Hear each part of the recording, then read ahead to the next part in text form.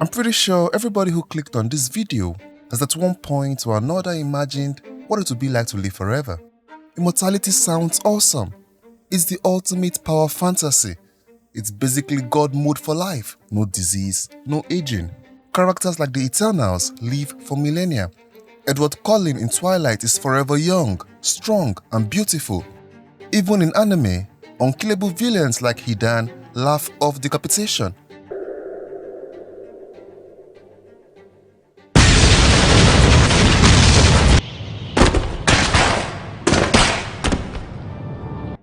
It is pretty overpowered. I mean, who wouldn't want infinite time to learn every language, master every video game, or see the sun rise over every single mountain on Earth? But hold on, every coin has two sides, just like the cursed Aztec gold in Pirates of the Caribbean. The gold coins are part of a treasure chest that curses anyone who takes them. The pirates who stole the coins became immortal, but at a terrible cost. They could no longer feel, taste, or enjoy life. The gold gave them immortality, but it also took away their humanity. In cinema and media, sure, immortality starts as a blast, but give it a few centuries and the shine wears off. The very movies, shows, and comics that tempt us with eternal life often do an about face and say, actually, this kinda sucks. In a way, immortality in fiction is the classic monkey's paw. You get what you wished for, yeah, but also all the problems that come with it. The terrible monkey's paw. It's an evil thing, sweeties. Take it away out of here. It's got a curse in it, so it has. But before we get grim and gloomy, let's at least appreciate why immortality is so enticing to begin with. It's not just about dying, it's about what not dying allows you to do. Think of all the adventures you could undertake if you knew you would live forever. You could take any risk, become a stunt driver, explore the deepest oceans, spacewalk without a tether. Maybe don't, but you could. No more fear. This is the initial appeal many immortal characters feel. In the Sandman, Hob is an Englishman and ageless immortal born in the 14th century. When Dream grants him immortality as an experiment, Hob is ecstatic. Why die when life has so much to offer? He tells Death and Dream that dying is rubbish and stupid, and he wants nothing to do with it. As a young man full with youthful bravado, living forever sounded like the ultimate freedom. It means no rules or no end date to life. In many stories also, villains chase immortality for power.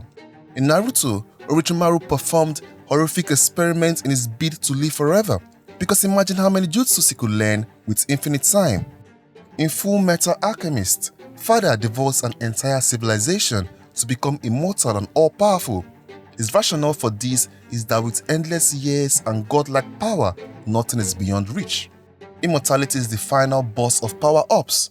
Why settle for being Hokage or king when you can be immortal and rule forever?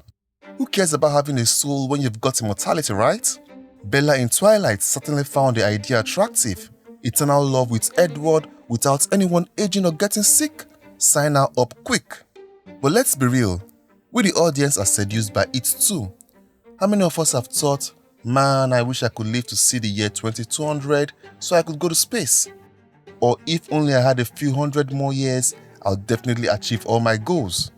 Immortality speaks to the part of us that fears missing out. We've got strong FOMO. Immortality promises unlimited time to do everything. You could watch humanity colonize Mars, finally read all of Wikipedia, or see how One Piece ends if it ever does. The allure is real. Fiction often starts by indulging that allure. We see and love the overpowered side of being unkillable. Think of Wolverine. That's basically immortal regeneration.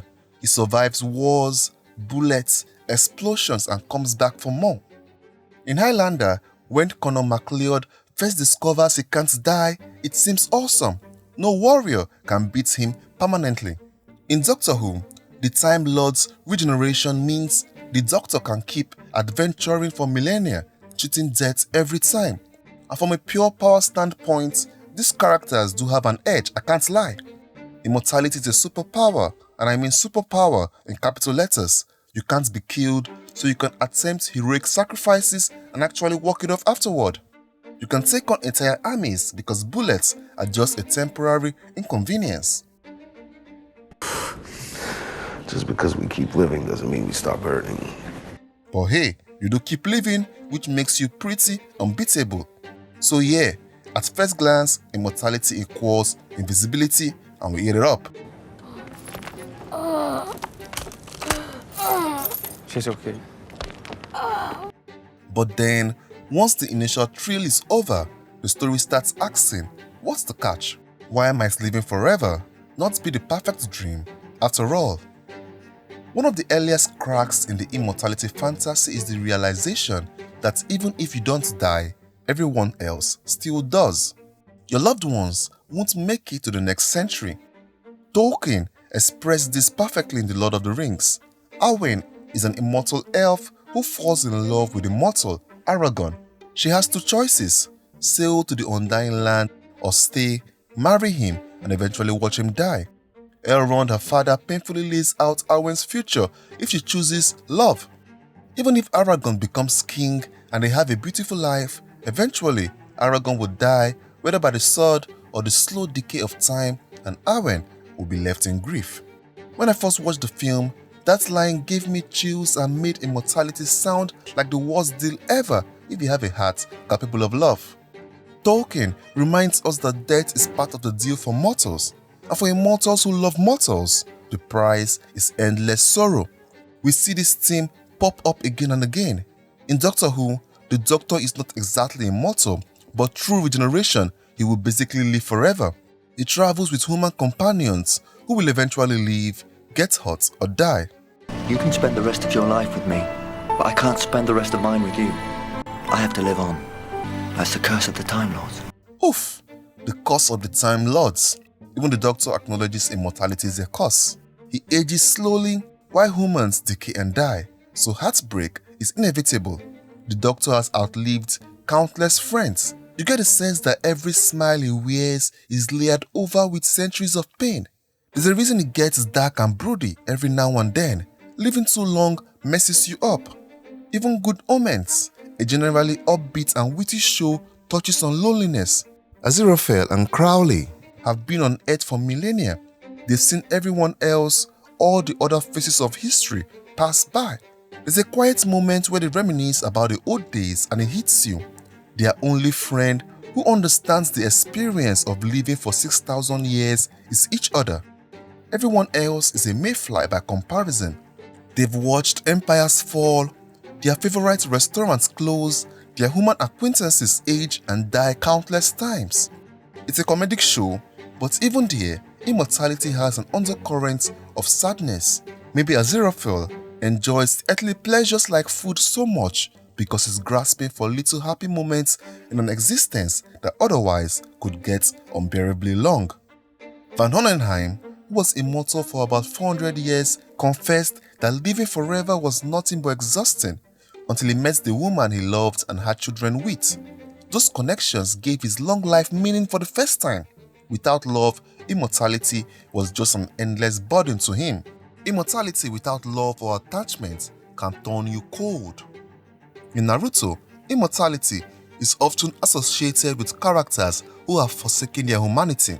Sasori, the puppet master, makes himself a living puppet to never age, but in doing so, he literally removes his own heart. He kills hundreds, including people who cared for him.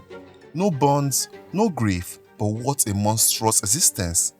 Orochimaru similarly discards his village, friends, and even his human form in pursuit of living forever. He avoids the pain of loss by just not caring about anyone. An effective strategy, perhaps, but still deeply twisted. Orochimaru's immortality means nothing good to him in the end. He's empty, just hopping bodies and causing pain to feel alive. Immortality achieved through evil or isolation is as much a moral curse as much as an emotional one. Heartbreak is one thing, but what about boredom? What do you do when you've literally done everything? When centuries have rolled by and nothing surprises you anymore? A lot of immortal characters hit a point where life itself loses its flavor. It's like chewing the same piece of gum for 1,000 years. Charlize Theron's character Andy in The Old Guard is a prime example. She's been alive since ancient times, fighting and saving the world over and over again. As the story starts, she's tired. You can see it in her eyes. That 1,000-yard stare of someone who's seen the same patterns repeat over and over again. She's seen the world get worse each century, not better. The purpose she once had, which was protecting humanity, is feeling pointless because humans keep messing up. When you've lived too long, hope can be hard to hold on to. And without hope, you lose the will to live. But don't forget you are immortal, so you can't even die. In the Pirates of the Caribbean, Captain Barbossa and his crew got cursed with immortality by the Aztec gold. At first, they probably thought, heck yeah, invisible pirates. But in the movie, we see this is not the case. Their immortality made them not to feel physical sensations. They can't enjoy any physical pleasures and they can't even die to escape it. It's eternal boredom plus eternal hunger, aka hell. Barbossa's face when he says I feel nothing is pure torment. They desperately want to leave the course to feel again, even if it means mortality. The pirates got their eternal life and it was worse than death. Immortality also often equals stagnation. Life, by its nature, has cycles. Beginnings and ends, seasons, growth and decay. Immortality breaks that cycle, and when you stop the natural progression, things get weird. Vampires and many stories feel this. They are frozen in the age they were turned. If you don't like certain things about yourself, you can't change it. Rosalie envied Bella's humanity. Bella had choices and a future she could never have. Rosalie is stuck as she is, beautiful yes, but static. No children, no growing old with a partner, no change. It's an interesting perspective, a vampire arguing that a normal finite life is more meaningful than an endless one. For Rosalie, a happy ending would have been to live a normal life and die naturally after truly living. Instead, she's in an endless epilogue, unchanging. The Sandman gives us one of the most nuanced takes on immortal boredom. Remember Hub, who started off calling death stupid?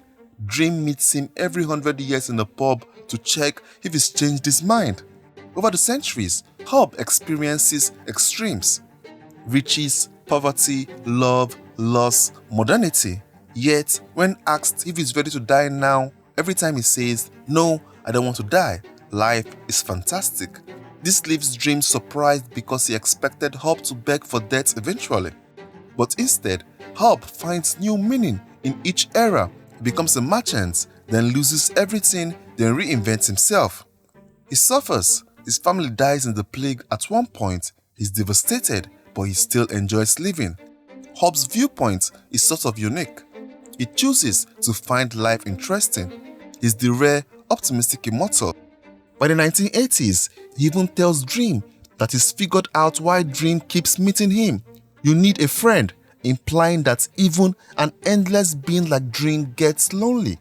Hub's story suggests that immortals can avoid stagnation if they keep actively finding purpose and connection, but you have to work at it.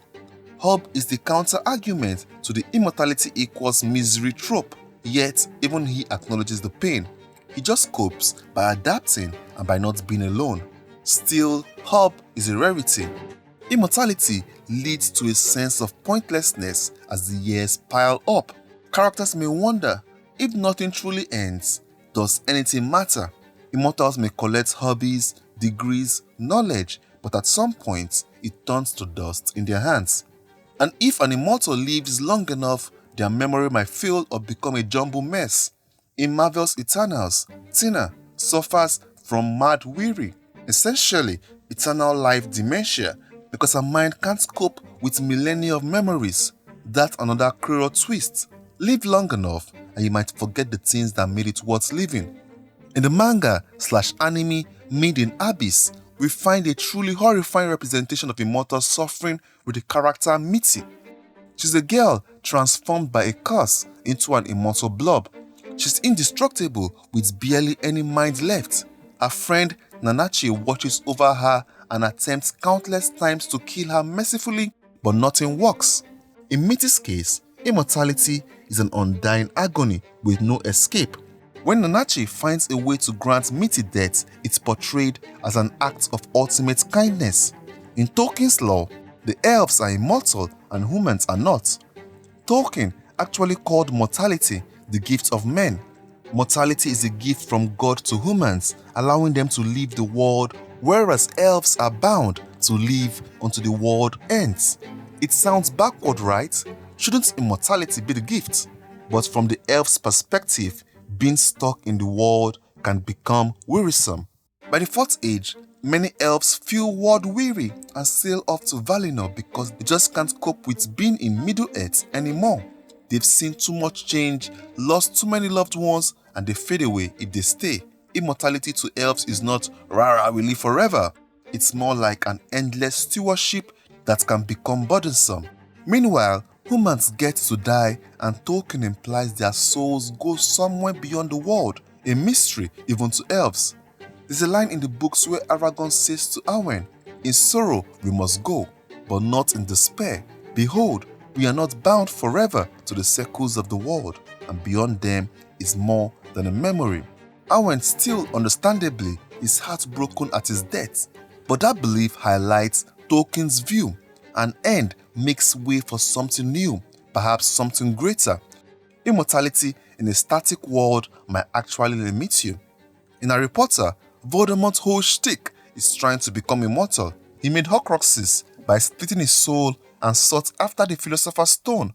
Voldemort's fear of death is terrible. It literally turns him into a twisted creature with a mutilated soul. In contrast, Dumbledore accepts mortality and even says to the well-organized mind, death is but the next great adventure.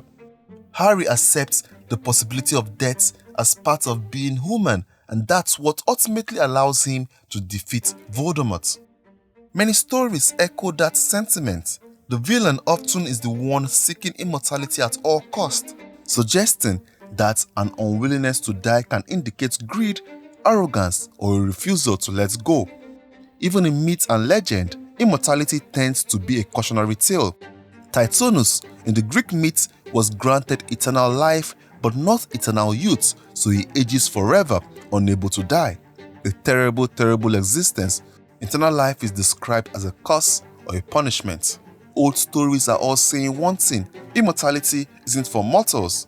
If you get it, you won't like the result. So is it worth it? Even after all we've explored, part of us still thinks, "I'll manage it better. I'll find a way to make it work." After all, the promise of infinite time to experience everything, to travel, learn every language, master every hobby is tempting. We might genuinely believe we could defy the loneliness, the boredom, the stagnation. Would adapt. We'll find new loved ones, new friendships, new meanings to fill the endless years. Maybe we're right. Maybe we could. Or maybe that's just the optimism talking. The same hopeful stubbornness that keeps humanity going despite all evidence to the contrary. Perhaps immortality, like most things, depends entirely on the person experiencing it. Hob offers a different perspective. He chooses repeatedly and deliberately to find meaning and joy in each century he lives through. Then again, not all immortal characters possess Hob's strength. Many become cynical or monstrous, like Orochimaru, whose immortality comes at a cost of his humanity. So maybe the real question isn't whether immortality itself is worth it, but whether we are worthy of immortality. Can humans handle endless time without losing our compassion, empathy, and purpose? Or is mortality precisely what makes us cherish life and each other? Immortality removes urgency, removes consequence, removes the bittersweet beauty of beginnings and endings. Mortality isn't a limitation, it's a gift. It's what pushes us to grow, to love deeply, and to live fully, right here, right now. Life matters precisely because it ends. Thanks for watching to the end of the video. If you enjoyed it, like, comment, and subscribe. New videos weekly.